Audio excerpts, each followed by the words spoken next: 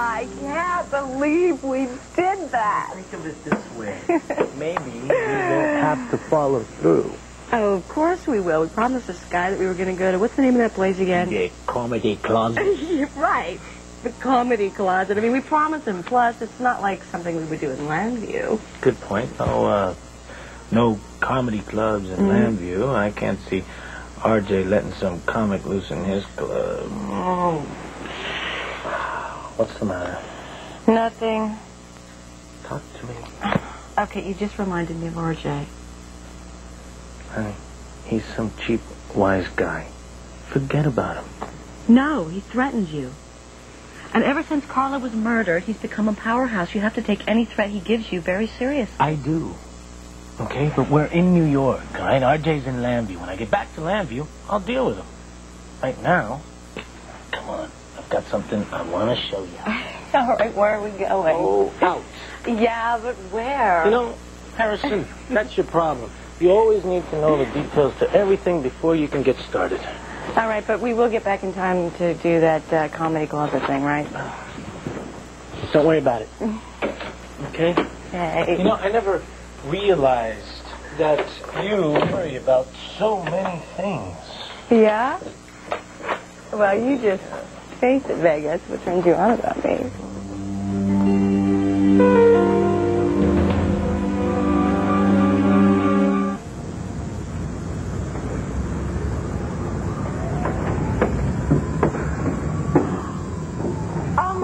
This is beautiful. This is beautiful. I mean, I always thought that Manhattan was just this flat island with nothing but skyscrapers. But I mean, what are we, like 6 flights up?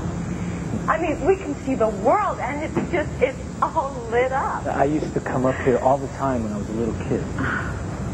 Oh, hey, what is that bridge over there? Is that the George Washington? Nope, that's the Triborough. George Washington goes to Jersey that way. Oh, God, I'm completely turned around. Oh, that's okay. I'm going to show you what's important anyway. Come over here, follow me. See that vacant lot right there? See where the guy's lighting the fire inside the barrel? Right, well, that's the home of the world-famous Yankees. See, when we were little kids, if you can hit the ball from that corner over way over there by that street over there, right? Okay, you have bragging rights for weeks. I bet you hit a lot of You better believe I did, and I bragged like crazy. Wow, that alley hasn't changed a bit. You know, when I was a little kid, that alley was the scariest place in the world. Why? Well, because there were monsters in that alley. I'm not kidding. There were big, gray, hairy, fat monsters.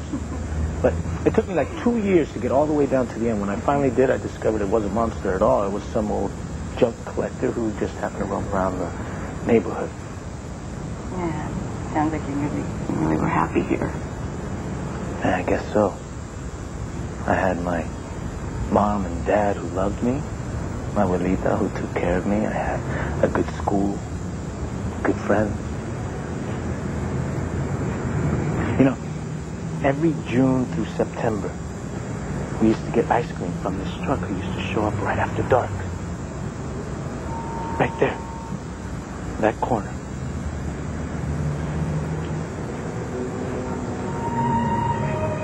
What? No, I just, I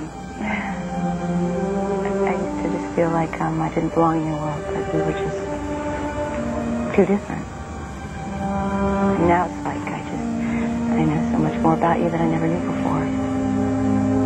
It's like we're closer now.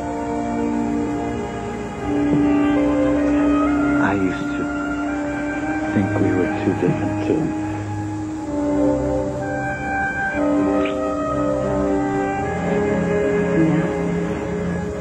And now, for the first time in a long time, I can honestly see a bright future for the both of us, together.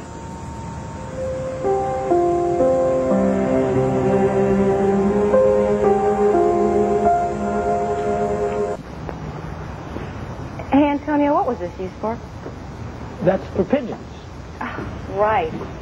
See, my uncle used to take care of them until the day he died.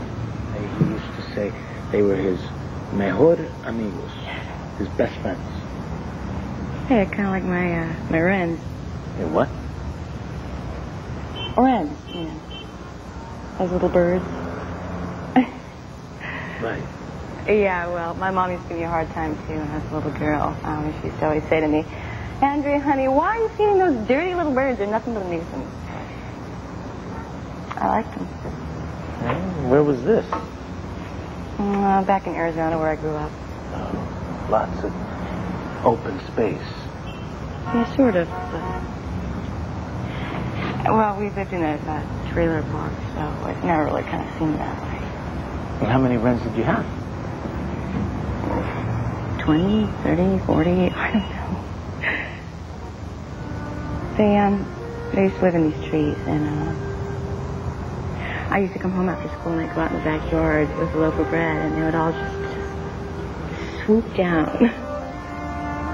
It's like they needed me. I mean, well, I convinced myself that they did. I guess I just, I wanted that. To be needed? Yeah. Yeah, I guess I just wanted to be a part of something bigger. Like I belonged, you know. I mean, you know, I never really had a family. So I kind of always wanted to be a sister or a mother or something. And so I had birds. Wait a minute, what about Max? Well, Max and I, we weren't raised together. Actually, I didn't find him until years later. I went looking for him after my mom died. Why? Well, I always blamed him for my mom's death. He never answered her letters. He never called her. I mean, can you imagine just ignoring your family? No. Anyway, after I did find him, I still kind of felt lost, you know. But I told myself, you know, if I don't belong, then I'm never going to be anybody. And then I figured out, you know, I got married, Hunter and everything, and I let him beat me and belittle me and over again, because I really believed at the time that if I tried to get out, if I tried to stand on my own, that I'd be worthless. Wait a second, you gotta be kidding me. Wait a second, you really thought that? Harrison, you're as tough as they come. No. I don't understand. I guess it was when I was in St. Louis then, when I was in the academy. And I figured out that all those feelings that I had, you know, the fear of being alone, of not belonging, that, you know, that was all just really inside, and it was going to go with me wherever I went. So if I didn't want to feel that way anymore, I was just going to have to go inside and try to just find a solution. And obviously you did. Well, I'm working on it.